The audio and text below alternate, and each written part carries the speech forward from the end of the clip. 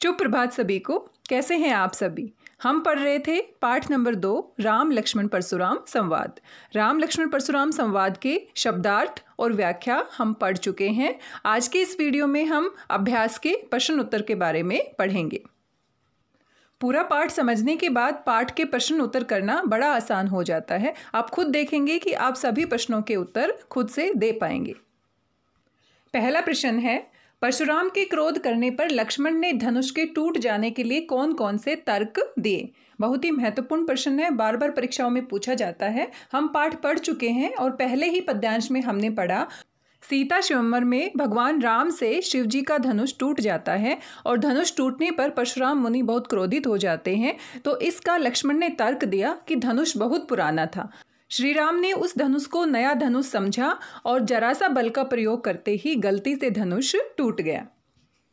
श्री राम का इसमें कोई दोष नहीं है। साथ में लक्ष्मण ने उस धनुष की तुलना एक छोटे धनुई के समान की। धनुई का अर्थ होता है छोटे छोटे धनुष, जिससे बचपन में राम और लक्ष्मण खेला करते थे।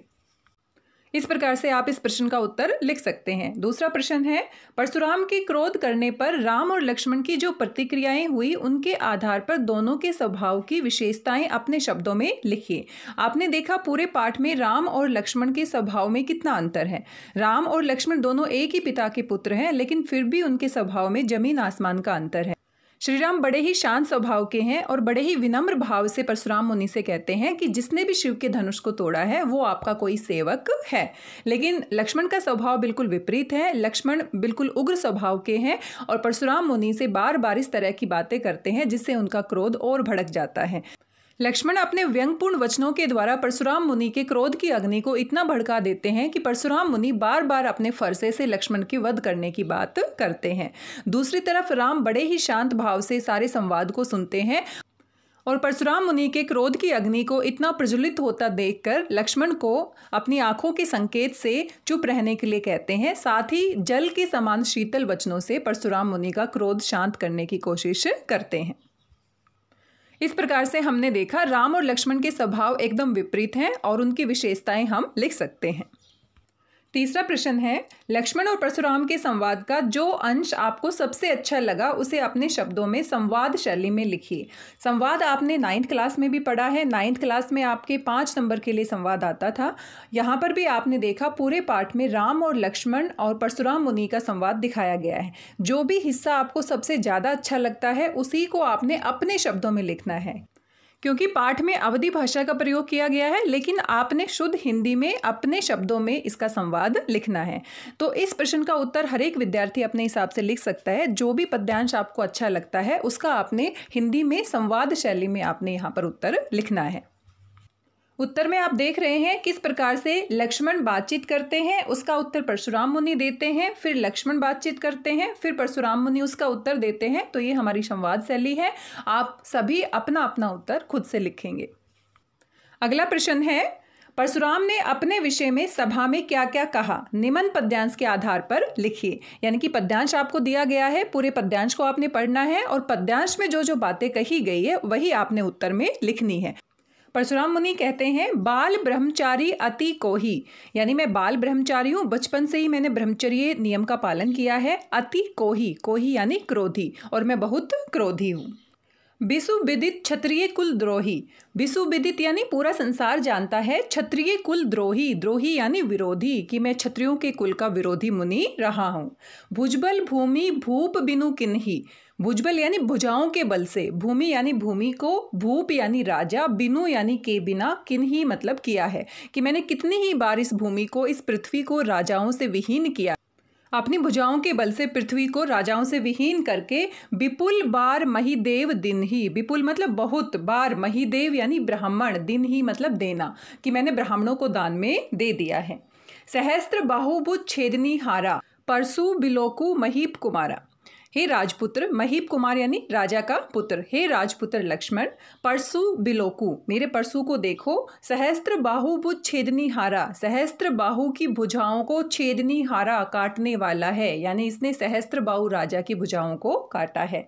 मातु पितहि जनी सोच बस करसी महीप किशोर, हे महीप किशोर, तुम माता और पिता को सोच के बस में क्यों डाल रहे हो। गर्भन के अर्भक दलन परसु मोर अति घोर, अर्भक होता है बच्चा, गर्भन यानी गर्भ में पल रहे बच्चे का दलन यानी विनाश करना। परसु मोर अति घोर, घोर यानी भयानक, यानी मेरा जो ये कुल्हाड़ा है वो इतना भयानक है कि किसी भी गर्भ में पल रहे बच्चे का भी विनाश कर सकता है। ये किसी छोटे या बड़े को नहीं देखता। इस तरह की बातें परशुराम मुनि लक्ष्मण से कहते हैं। एक तरह से हमने पद्यांश की व्याख्या ही कर दी है। जो जो बातें पद्यांश में आई है वही आपने अपने उत्तर के रूप में लिखनी है। अगला प्रश्न है, लक्ष्मण ने वीर योद्धा की क्या क्या विशेषताएं बताई, अथवा लक्ष्मण ने शूरवीरों के क्या क्या गुण बताए। तो पद्यांश में हमने पढ़ा है लक्ष्मण ने वीर योद्धा के बारे में बताया कि जो वीर होता है, जो शूरवीर होता है, वो युद्ध भूमि में युद्ध करता है, ना कि अपने विषय में अपनी प्रशंसा खुद करता है। वह पराक्रम के बारे में अपनी बातें खुद नहीं करता बल्कि कर्म करता है, साथ में अपने पराक्रम का प्रदर्शन करता है। कायर व्यक्ति होते हैं जो युद्ध भूमि में शत्रु को सामने पाकर अपने प्रताप के विषय में कहते हैं। जो शूरवीर होते हैं वो अस्त्र शस्त्र से युद्ध करते हैं, ना कि कुछ कहते हैं। यही सारी बातें आप अपने उत्तर में लिखेंगे। अगला प्रश्न है, साहस और शक्ति के साथ विनम्रता हो तो बेहतर है। इस कथन पर अपने विचार लिखिए। इस तरह के प्रश्न बार बार परीक्षाओं में पूछे जाते हैं क्योंकि परीक्षक ये जानना चाहता है कि आपने पाठ को कितना समझा है। पाठ को समझने के बाद किसी भी विषय के विषय में आपकी क्या सोच है, आप अपने विचारों में किस प्रकार उसको लिख सकते हैं। तो ये हमारे पाठ से संबंधित जरूर है, लेकिन इसका उत्तर आपने अपने हिसाब से लिखना है। जितना आप खुद से सोचकर इसका उत्तर लिखेंगे उतना ही आपका उत्तर बेहतर होगा। हमने पाठ में देखा परशुराम मुनि बहुत बड़े ज्ञानी हैं, साथ में पराक्रमी भी हैं। उन्होंने कितनी ही बार पृथ्वी को क्षत्रियों से विहीन कर दिया, लेकिन अपने क्रोध की वजह से वो इतना सम्मान नहीं पाते हैं। पूरी सभा में आप देख रहे हैं किस प्रकार से वो क्रोध कर रहे हैं और लक्ष्मण उनके ऊपर व्यंग कर रहे हैं। तो इसी से रिलेटेड हमारा उत्तर रहेगा कि साहस और शक्ति होना आवश्यक है, लेकिन अगर उसका प्रयोग हम क्रोध में आकर करेंगे तो उसके परिणाम कभी भी अच्छे नहीं हो सकते। परशुराम मुनि अगर धैर्य के साथ, शांत स्वभाव के साथ अगर अपने पराक्रम और वीरता की बातें करते तो ये जो हमारा संवाद है वो किसी और प्रकार का होता। आप यहाँ किसी घटना का वर्णन भी कर सकते हैं। उदाहरण के लिए, राम ने रावण को क्यों मारा? रावण में साहस भी था, शक्ति भी थी, लेकिन वो विनम्र नहीं थे। उनमें अहंकार की भावना थी और उनकी वाणी कठोर थी। इसी कारण से उनका विनाश हुआ। या फिर किसी और घटना का वर्णन भी आप इसमें कर सकते हैं। यहाँ आप उत्तर देख सकते हैं, लेकिन मेरा मानना है आप इससे भी ज़्यादा अच्छा उत्तर लिख सकते हैं, क्योंकि आपने अपने विचारों में लिखना है। आप क्या सोचते हैं तो अपने हिसाब से आप इसका उत्तर लिखिए। अगला प्रश्न है, भाव स्पष्ट कीजिए। इस तरह के प्रश्न बार बार पूछे जाते हैं आपसे। बिहसी लखनऊ बोले मृदुवानी, अहो मुनीसु महाबट मानी, पुनी पुनी मोहि देखाओ कुठारू, चहत उड़ावन फूकी पहारू। इन पंक्तियों का आपने भाव स्पष्ट करना है। भाव स्पष्ट करने का अर्थ यही है कि इन पंक्तियों में क्या कहा गया है। पाठ पढ़ते हुए हमने इनकी व्याख्या की थी, तो आपने पूरी व्याख्या करके इनके अर्थ को स्पष्ट करना है। बिहसी लखनऊ बोले मृदुवानी, यहाँ लक्ष्मण व्यंग करते हैं और साथ में मीठी वाणी में कहते हैं, अहो मुनीसु महाभट मानी। महाभट यानी महान योद्धा, वीर योद्धा, कि हे मुनि आप तो अपने आप को महान योद्धा मान रहे हैं। पुनी पुनी मोहि देखाओ कुठारू, बार बार मुझे अपना कुल्हाड़ा दिखा रहे हैं। चहत उड़ावन फूकी पहाड़ू, ऐसे लगता है कि फूंक मार के ही आप पहाड़ को उड़ा देना चाहते हैं। यानी कि लक्ष्मण यहाँ पर व्यंग करते हैं कि हे परशुराम मुनि, आप अपनी ही प्रशंसा अपने ही मुख से कर रहे हैं। बार बार आप कह रहे हैं कि मैं तुम्हारा वध इस कुल्हाड़े से कर दूंगा, और साथ में आप कह रहे हैं कि आपने कितनी ही बार अपने पराक्रम से इस पृथ्वी को राजाओं से विहीन किया है। सहस्त्रबाहु राजा की भुजाओं को आपने काटा है। आप अपनी ही प्रशंसा अपने ही मुख से कर रहे हैं। तो हे मुनि, आपको ऐसे लगता है कि राम और लक्ष्मण को पराजित करना बहुत आसान है, लेकिन राम और लक्ष्मण वीर क्षत्रिय हैं। अगर युद्ध हुआ तो वो अपना पराक्रम आपसे दिखाएंगे। ख भाग है, इहाँ कुंबड़ बतिया कोऊ नाही, जे तर्जनी देखी मरी जाही, देखी कुठारू सरासर बाना, मैं कछु कहा सहित अभिमाना। यहाँ लक्ष्मण परशुराम मुनि से कहते हैं कि यहाँ कुंबड़ फल के समान कोई कमजोर नहीं है। कुंबड़ एक प्रकार का फल होता है जिसके बारे में हम पहले पढ़ चुके हैं। कुंबड़ फल के समान यहाँ पर कोई भी कमजोर नहीं है जो आपके जरा से बल प्रयोग करने से मर जाए। आप अपनी तर्जनी उंगली को दिखाकर बार बार मुझे कह रहे हैं, बार बार मेरे वध करने की बात कर रहे हैं। तो ये सारी बातें आप अपने अस्त्र और शस्त्रों को देखकर ही कर रहे हैं। लक्ष्मण परशुराम मुनि से कहना चाहते हैं कि राम और लक्ष्मण वीर पराक्रमी क्षत्रिय हैं, उनको युद्ध भूमि में हराना या मारना इतना आसान नहीं है, वे कुंबड़ फल के समान कमजोर नहीं हैं। ग भाग है, गाधी सुनु कह हृदय हसी मुनि हरियरे सूज, अय में खांड ने उख में अजहू ने बूझ अबूझ। यहाँ पर विश्वामित्र मुनि परशुराम मुनि की अहंकारपूर्ण बातें सुनकर अपने मन ही मन में हंसते हैं। गाधी सुनु यहाँ पर विश्वामित्र मुनि के लिए प्रयोग किया गया है। विश्वामित्र मुनि कहते हैं कि परशुराम मुनि को तो चारों तरफ हरा ही हरा सूझ रहा है। हरा ही हरा सूझना यानी कि सब कुछ बड़ा आसान दिखाई दे रहा है कि बड़ी ही आसानी से वो राम और लक्ष्मण का वध कर सकते हैं। परशुराम मुनि समझकर भी ये समझने की कोशिश नहीं कर रहे कि राम और लक्ष्मण कोई साधारण मानव नहीं है, वे वीर और पराक्रमी योद्धा हैं। वो किसी ईंट से बनी हुई खांड के समान नहीं है जो बड़ी आसानी से टूट जाए, वे तो लोहे के समान फौलादी तलवार के समान है। अगर युद्ध भूमि में आमना सामना हुआ तो वे अपना पराक्रम जरूर दिखाएंगे। अयमय खांड यानी तलवार, अयमय यानी लोहे से बनी कठोर तलवार के समान है जिसको काट पाना इतना आसान नहीं है। उखमय का अर्थ होता है ईंट से बनी, तो ईंट से बनी नाजुक तलवार नहीं है। यहाँ पर सांकेतिक भाषा में ये समझाने की कोशिश की गई है कि राम और लक्ष्मण वीर योद्धा हैं, उनको साधारण मानव ना समझें। अगला प्रश्न है, पाठ के आधार पर तुलसी के भाषा सौंदर्य पर 10 पंक्तियां लिखिए। तो यहाँ पर आपसे भाषा की बात की गई है, किस प्रकार की भाषा, किस प्रकार के शब्दों का प्रयोग तुलसीदास जी ने अपने पद्यांश में किया है। तुलसीदास जी ने राम लक्ष्मण परशुराम संवाद पाठ में अवधी भाषा का प्रयोग किया है। उन्होंने अवधी भाषा के शब्दों का प्रयोग किया है, साथ में तत्सम, तद्भव और देशज शब्दों का प्रयोग भी हम देख सकते हैं। उनकी अवधी भाषा साहित्यिक दृष्टि से बहुत ही उत्कृष्ट भाषा है। उन्होंने जिस प्रकार की अवधी भाषा का प्रयोग किया है वह सराहनीय है। मुहावरे और लोकोक्तियों के प्रयोग से भाषा और सजीव और प्रभावपूर्ण बन गई है। हमने देखा जगह जगह पर तुलसीदास जी ने मुहावरे और लोकोक्तियों का प्रयोग किया है।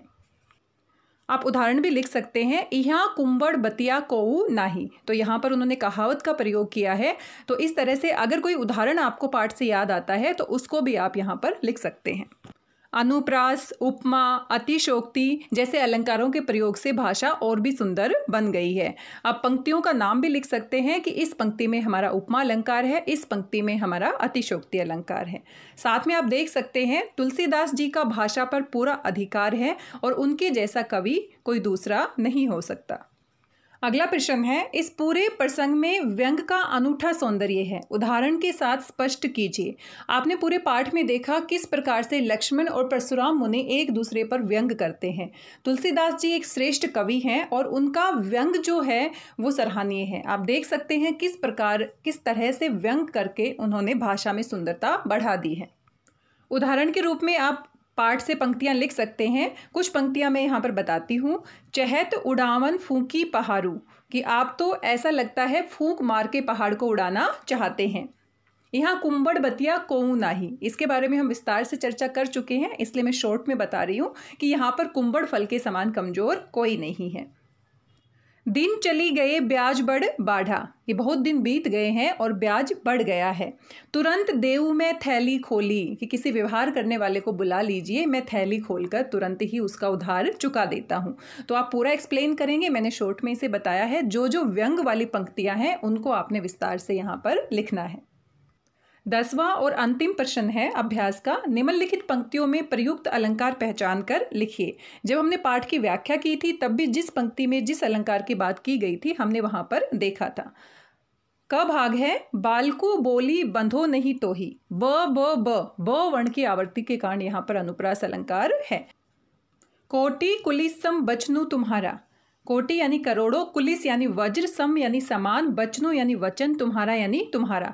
तो यहाँ पर वचनों की तुलना करोड़ों वज्र के प्रहार के समान की गई है। तो जहाँ पर दो वस्तुओं की समानता दिखाते हैं वहाँ पर उपमा अलंकार होता है। साथ में इसमें क की आवर्ती होने के कारण अनुप्रास भी हम कह सकते हैं।